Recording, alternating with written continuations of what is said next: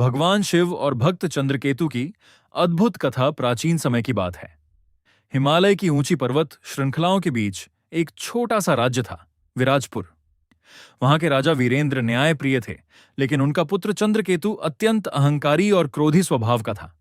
राजकुमार को अपने बल, धन और सेना पर बहुत घमंड था। वह मानता था कि संसार में शक्ति ही सबसे बड़ी चीज है। राजमहल के पास ही एक प्राचीन शिव मंदिर था। उस मंदिर में एक वृद्ध साधु प्रतिदिन भगवान शिव की पूजा करते थे। साधु हमेशा कहते, जिसके सिर पर महादेव का हाथ हो उसका कोई कुछ नहीं बिगाड़ सकता।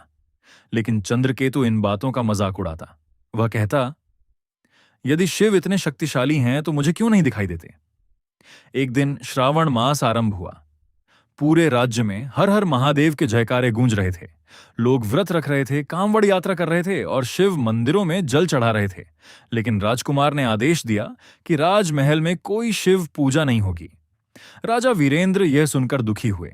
उन्होंने पुत्र को समझाया, बेटा, देवताओं का अपमान कभी मत करो। महादेव भोले हैं, परंतु उनका क्रोध प्रलय ला सकता है।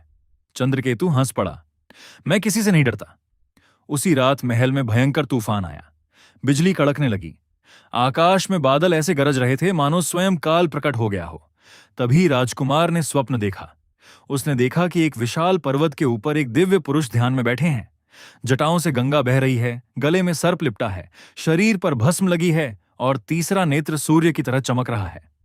पूरा वातावरण एयूएम नमः शिवाय के मंत्र से गूंज रहा था। राजकुमार भयभीत हो गया। तभी वह दिव्य स्वर गूंजा, अहंकार मनुष्य का सबसे बड़ा शत्रु है। चंद्रकेतु अचानक जाग गया। उसका शरीर पसीने से भीग चुका था। सुबह होते ही वह मंदिर पहुंचा। वृद्ध साधु शिवलिंग पर जल चढ़ा रहे थे। राजकुमार ने पूछा, क्या सचमुच भगवान शिव अपने भक्तों को दर्शन देते हैं? साधु मुस्कुराए, जब मन शुद्ध हो जाए तब महादेव स्वयं मार्ग दिखाते हैं। राजकुमार के मन में परिवर्तन आने लगा। उसने पहली बार श्रद्धा से शिवलिंग पर जल चढ़ाया। दिन बीतने लगे। अब चंद्रकेतु प्रतिदिन मंदिर जाने लगा। उसने गरीबों को भोजन कराना शुरू किया। उसका क्रोध धीरे धीरे शांत होने लगा। लेकिन राज्य के मंत्री भैरव सिंह को यह सब अच्छा नहीं लगा। वह चाहता था कि राजकुमार पहले जैसा कठोर और निर्दयी बने रहे, ताकि वह राज्य पर नियंत्रण रख सके। भैरव सिंह ने षड्यंत्र रचा।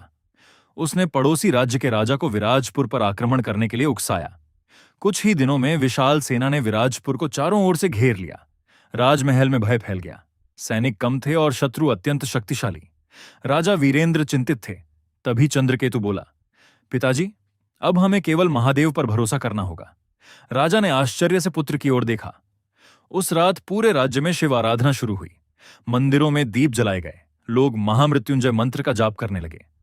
ओम त्र्यंबकम यजामहे सुगंधिम पुष्टिवर्धनम। चंद्रकेतु स्वयं शिव मंदिर में बैठकर प्रार्थना करने लगा, हे भोलेनाथ, यदि मैंने कभी अहंकार किया हो तो मुझे क्षमा करें। मेरे राज्य और प्रजा की रक्षा करें। अचानक मंदिर की घंटियां अपने आप बजने लगीं। तेज हवा चलने लगी। शिवलिंग से एक दिव्य प्रकाश निकला। सभी लोग आश्चर्यचकित रह गए। तभी आकाश में बादल गरजे और शत्रु सेना के शिविर में भयंकर अफरा तफरी मच गई। उनके घोड़े भागने लगे, हथियार टूटने लगे और सैनिक डरकर इधर उधर भागने लगे। उधर चंद्रकेतु ने अपनी छोटी सी सेना के साथ युद्ध भूमि में प्रवेश किया। उसके मुख से केवल एक ही स्वर निकल रहा था, हर हर महादेव। ऐसा लग रहा था मानो स्वयं शिवगण उसके साथ युद्ध कर रहे हों। कुछ ही घंटों में शत्रु सेना पराजित हो गई। राज्य में विजय का उत्सव मनाया गया। सभी लोग इसे भगवान शिव की कृपा मान रहे थे। लेकिन कहानी यहीं समाप्त नहीं हुई। युद्ध के बाद चंद्रकेतु पूरी तरह बदल चुका था। उसने राज सिंहासन का मोह त्याग दिया और अपना अधिक समय भगवान शिव की भक्ति में बिताने लगा। एक दिन वृद्ध साधु ने उससे कहा, राजकुमार, सच्चा शिव भक्त वही है जो दूसरों के दुख को अपना दुख समझे। इन शब्दों ने चंद्रकेतु के हृदय को छू लिया। उसने पूरे राज्य में अन्न भंडार खुलवाए, गरीबों के लिए आश्रम बनवाए और हर गांव में शिव मंदिरों का निर्माण करवाया। धीरे धीरे विराजपुर समृद्ध और सुखी राज्य बन गया। लोग कहते थे, जहां शिव का नाम होता है वहां दुख टिक नहीं सकता। कई वर्षों बाद एक दिन चंद्रकेतु कैलाश यात्रा पर निकला। कठिन पर्वतीय रास्तों से गुजरते हुए वह बर्फ से ढके पहाड़ों तक पहुंचा। रात का समय था। चारों ओर गहरी शांति फैली हुई थी। तभी उसे दूर एक दिव्य प्रकाश दिखाई दिया। वह उस प्रकाश की ओर बढ़ा। वहां उसने देखा एक विशाल हिमशिला के ऊपर भगवान शिव और माता पार्वती विराजमान हैं। उनके चारों ओर नंदी, गणेश और शिवगण खड़े हैं। चंद्रकेतु की आंखों से आंसू बहने लगे। वह भूमि पर गिर पड़ा। प्रभु, मैं आपके दर्शन के योग्य नहीं हूं। भगवान शिव मुस्कुराए। भक्ति से बढ़कर कुछ नहीं। जिसने अहंकार छोड़ दिया उसने मुझे पा लिया। तभी माता पार्वती ने कहा, सच्चा भक्त वही है जो संसार में प्रेम और करुणा फैलाए। चंद्रकेतु ने हाथ जोड़कर कहा, प्रभु, मुझे ऐसा आशीर्वाद दें कि मेरे मन में कभी घमंड ना आए। भगवान शिव ने अपना हाथ उसके सिर पर रखा। उसी क्षण चंद्रकेतु के भीतर अद्भुत शांति भर गई। उसे ऐसा अनुभव हुआ मानो पूरा ब्रह्मांड ओम की ध्वनि में विलीन हो गया हो। कुछ देर बाद वह प्रकाश धीरे धीरे अदृश्य हो गया। जब चंद्रकेतु वापस विराजपुर लौटा तो उसके चेहरे पर दिव्य तेज था। लोगों ने पूछा, क्या आपको सचमुच महादेव के दर्शन हुए? चंद्रकेतु मुस्कुराया। महादेव केवल पर्वतों में नहीं, हर उस हृदय में रहते हैं जहां सच्ची भक्ति और दया होती है। उस दिन से विराजपुर में प्रतिवर्ष भव्य महाशिवरात्रि उत्सव मनाया जाने लगा। दूर दूर से लोग वहां आते और भगवान शिव की आराधना करते। कहते हैं कि आज भी श्रावण मास की रातों में विराजपुर के उस प्राचीन मंदिर से घंटियों की दिव्य ध्वनि सुनाई देती है। भक्तों का विश्वास है कि स्वयं महादेव वहां विराजमान हैं और अपने भक्तों की रक्षा कर रहे हैं। कथा से शिक्षा।